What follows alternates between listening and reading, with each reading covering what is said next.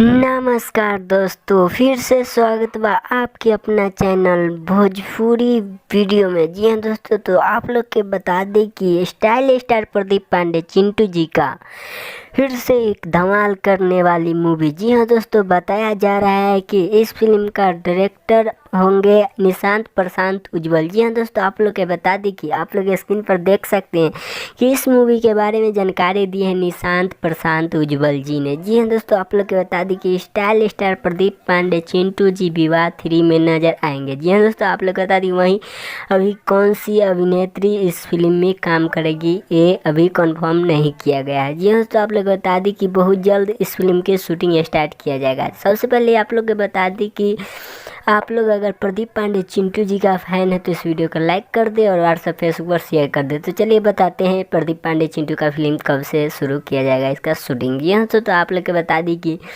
मई या जून में इस फिल्म का शूटिंग स्टार्ट किया जाएगा। तो आज के लिए इतना ही, फिर से मिलते हैं नेक्स्ट वीडियो। तब तक के लिए जय हिंद, जय भोजपुरी, लव यू ऑल।